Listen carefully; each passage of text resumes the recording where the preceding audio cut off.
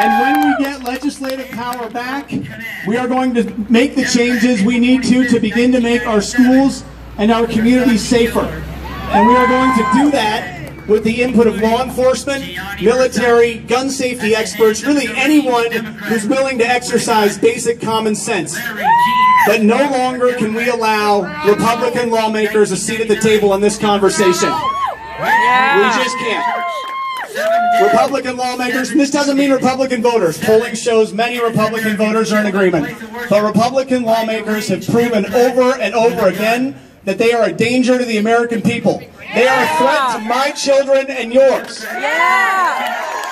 So when we get legislative power back, we need to be prepared to go over them, around them, through them, do whatever we need to do to make the changes necessary, but we can no longer let them have a voice in this particular conversation.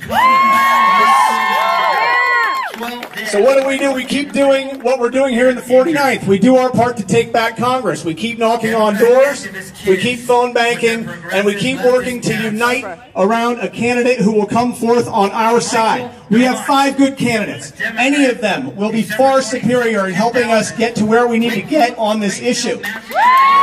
So be prepared to unite and be prepared to do the work needed. Let's keep it rolling, and let's make the changes we need to on this issue of life and death. Thank you.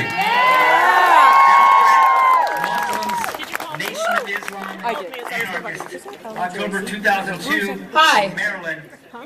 Just a week ago today, I stood up here before you talking about concealed carry reciprocity, talking about the urgency of our nation's gun violence epidemic. But between then and now, the next most horrific thing has happened. Another school shooting. Like you, I am dismayed, I am angry, I am heartsick, and I am disgusted. Every time this happens, it leaves us wondering, what can we do?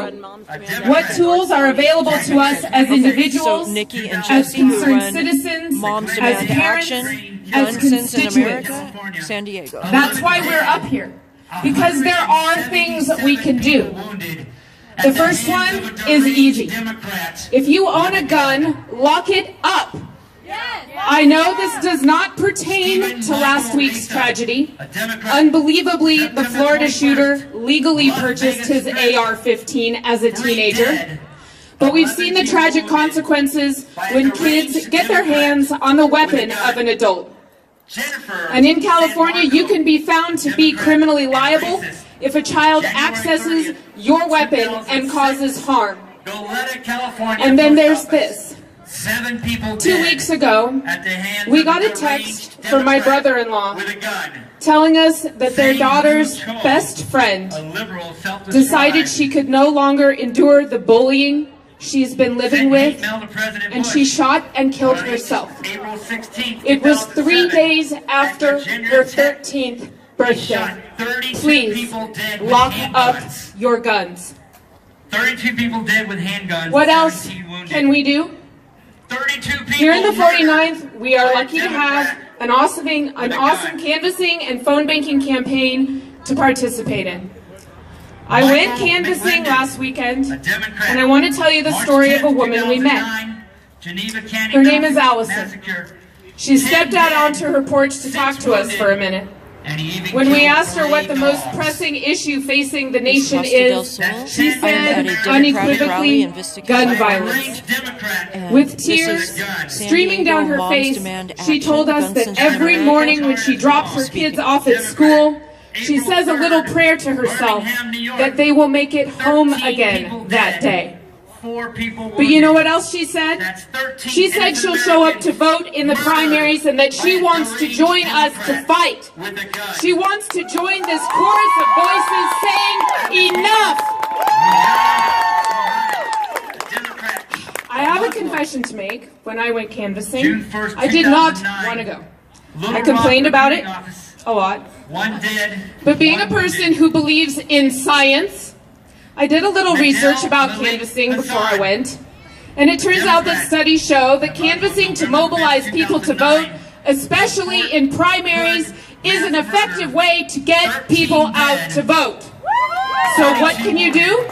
Lace up your tennis shoes, charge up your cell phone battery, and get out there to connect with your neighbors.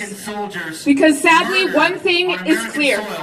Until we elect candidates who proudly stand on a platform of gun violence prevention, we are sitting ducks, left at the mercy of those beholden to the gun lobby. I don't know about you, but I feel the ground shifting, led by the great brave students at MSD who are speaking out for their lives. I feel the tide turning. There was even a top Florida GOP donor who said he's not writing any more checks until there's a new assault weapons ban. The tide is turning, but we have to remember that the road has been long.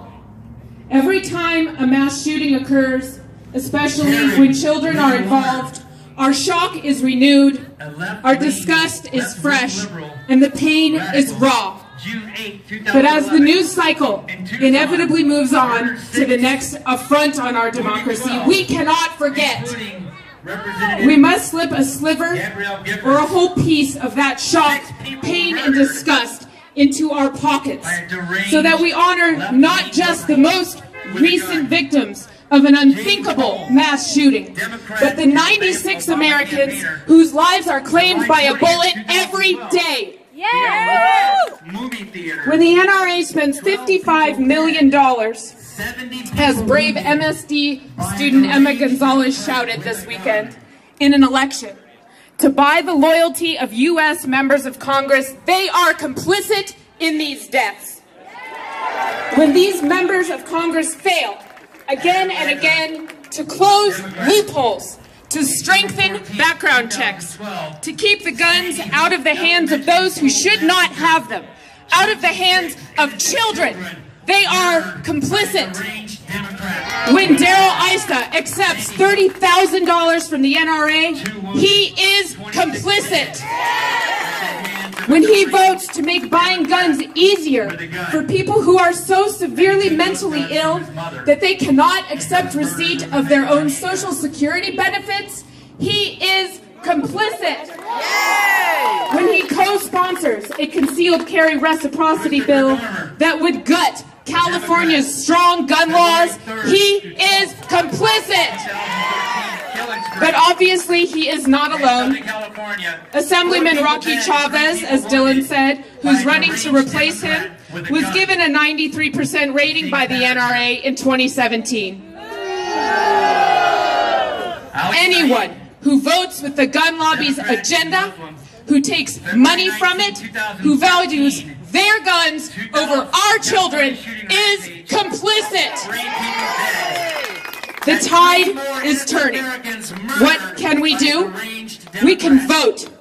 We can turn this tide into a wave and vote them out. Vote them out. Vote them out.